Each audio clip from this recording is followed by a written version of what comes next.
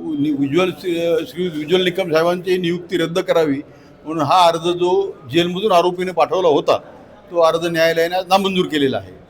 नियुक्तीची बाब ही न्यायालयाच्या कक्षेमध्ये येत नाही असं माझं म्हणणं होतं आणि ती बाब न्यायालयाने स्वीकारलेली आहे. मात्र वारंवार आरोपींचे वकील बदलले जातात. यावर यापूर्वी देखील युक्तिवाद झाला. पुन्हा काही आरोपींनी वकील बदलण्याचं करते काय?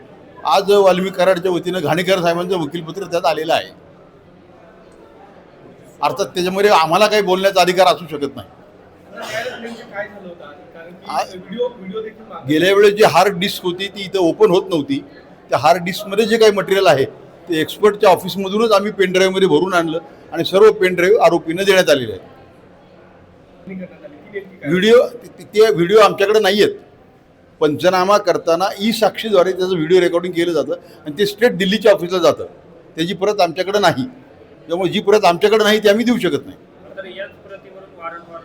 नाही, त्या प्रतीवर विलंब हा मुद्दा आज निघाला काढला त्यांनी. उलट आरोपीच्या वतीनं नवीन नवीन सर्च करून असे मुद्दे काढण्यात येतात. पुढील तारीख 7/4 ठेवलेली आहे.